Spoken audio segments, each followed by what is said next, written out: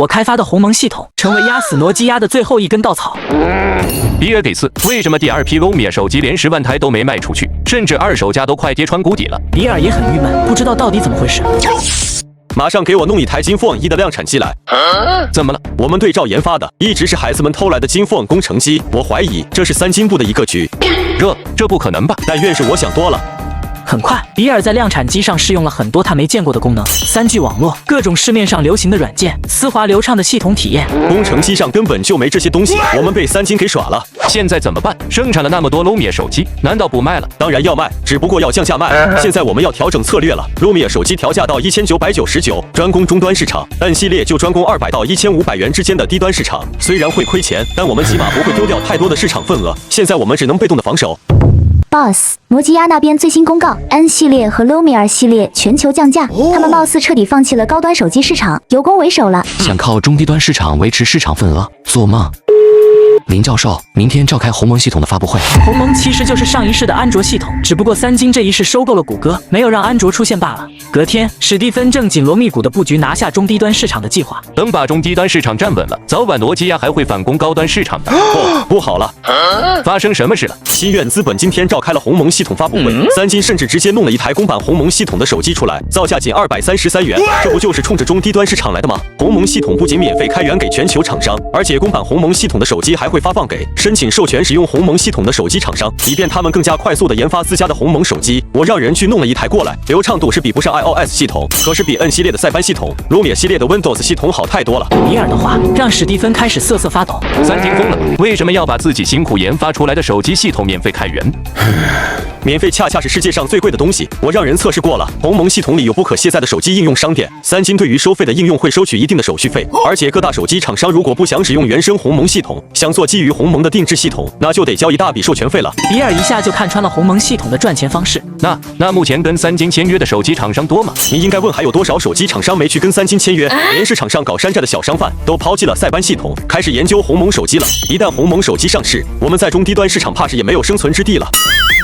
发布会上故意藏一手，事后又安排落后版本的工程机给我们，把我们挤出高端市场。等我们转攻为守后，又搞这么一个系统来吃中低端市场的利润，呵呵，惊为天人，惊为天人啊！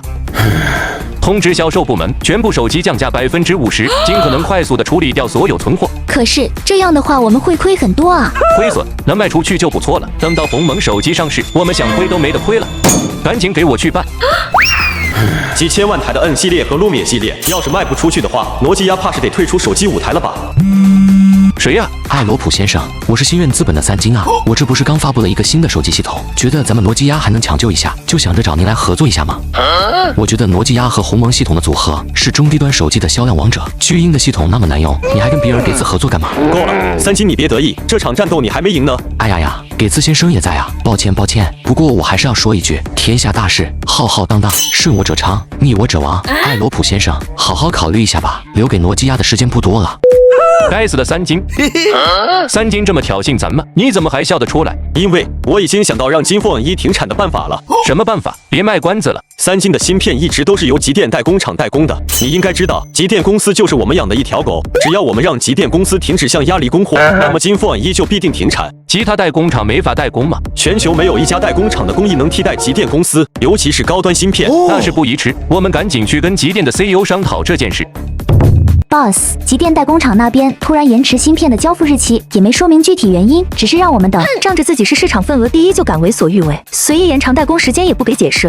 如果只是延时，那还没什么大不了的。我觉得极电代工厂是想一片芯片都不给我们，把我们的金凤1给拖到停产。什么？那就没有别的办法吗？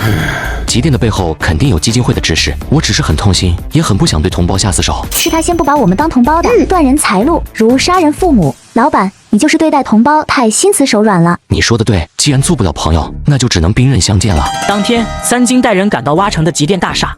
咦，金总，真是巧啊，咱们又见面了。给茨先生，咱们能在这遇到，真的是巧合吗？三金先生，我不明白你在说什么。咱们都到这个份上了，何必再装傻呢？极电代工厂的事是你们在从中作梗吧？极电代工厂这边的产能是被我们牵走了一些，如果有打扰到您这边的生产进度，那我只能说抱歉了。三金、极电2年的高端芯片产能全部被我给签下来了，后续你还想要高端芯片供应的话，我们之间倒是可以谈谈价格。我们之间没什么好谈的，我只想问你一件事，你跟极电签的这份合同价格高吗？高吗？比你给的代工价格低多了。嘿嘿，三金被自己同胞背刺的感觉，爽不爽啊？金总，给我们3个月的时间，足够我们研发推出全新的3G 智能手机了。那时候，就算你找到了新的代工厂，也无济于事了。三金哥，你生气了？是心痛，明明是同胞，极电却偏偏给外国佬当狗，简直是无耻之尤。10分钟后，3人来到极电董事长张有谋的办公室。三金先生，我很忙，你只有10分钟的时间。张总，咱们都是同胞，您看能不能？谁跟你是同胞？我从小在法国读书，本科读的是哈佛，硕士读的是麻省，博士读的是斯坦福。只要我想，我随时可以移民法国。我最讨厌你们内地商人动不动讲感情，讲同胞情。拜托，我们是生意人，在商言商好吗？好，在商言商。你在没有通知我们的情况下，私自把产能卖给了其他公司，我需要你给我一个合理的解释。按照合同约定，我只要在年底把货给你们补全即可。至于我的产能卖给谁，你管不着。更何况人家可是世界最顶级的企业，你们不过是大夏的内地小公司罢了。选择跟人家合作，不是顺应大事吗？张总，你又怎知外国企业是大事，我大夏企业非大事呢？呵呵，基金会立足的根本是大国币体系，这个体系不倒，基金会就不会倒。你告诉我，大夏的企业拿什么区别？那只是暂时的，大夏才是未来，大夏才是真正浩浩荡荡的天下大事。张先生，我知道您的公司高度依赖外企，我也知道让您偏袒我您很难办。这样，我只要求您正常的给我们供货，不求您站队我们这边，行吗？行啊，按照正常速度给你们供货也可以，给我再加80%的价格。你给外人降价，却给我们加价，你这也太过分了吧？对你们而言那是外人，对我而言不是。你无耻！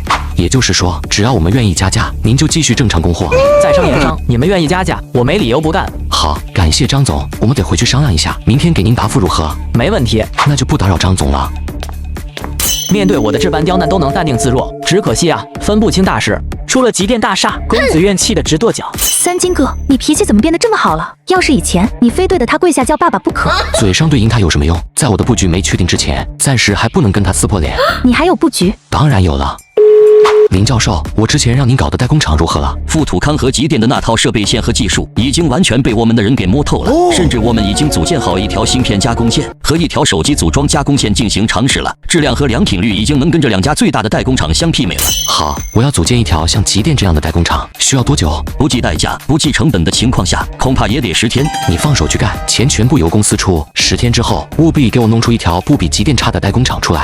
咱们也要弄自己的芯片代工厂了。当然了，不仅要做，还要做大做强。有张有谋这样的奴才在可真好，不用花钱就能把三金给弄死。说实话，比起张有谋，我更欣赏三金这种宁可死也要刚到底的主。艾罗普先生，不好意思，我们决定继续跟新远资本合作，向他们提供芯片代工服务。张有谋，你什么意思？我们签了合作协议，难道你是想要跟基金会宣战吗？误会，三金这边答应加价120%，他们给的实在太多了。我们都是商人，我没道理不赚钱，对吧？2人高估了基金会的影响力，也低估了张有谋的贪婪。这样，我们在三金的价格基础上提高10个点，咱们还是继续合作，如何？那赔偿给三金那边的10亿违约金，谁来付？我们来付，绝对不会让张总您吃亏的。没想到傻老外这么好骗，哈，我本人还是非常愿意为基金会效力的。你们现在就来重新签订一份合作协议，没问题，但前提是你不能再变卦了。如果我违约了，就把极电公司50%的股份赔偿给你们。几天后，阳城郊区一座建好雏形的工厂正在紧锣密鼓的部署中。金总，生产线全部组建完毕，最多还有2天就能开工。林教授，极电公司可是你的老东家，对你有知遇之恩，你不会怪我吧？张有谋毁约在先，联合外人对付同胞在后，更何况三金先生您的商业版图事关大夏高科技的未来，大是大非面前，亲情都可以不讲，何况是知遇之情。好，子越你去拖住张有谋那边，就说我们已经商量好了，马上带钱去签合同。何秘书通知新院资本的证券部，让林阳他们准备做空极电公司。这次我要给挖城老一点大夏市的震撼。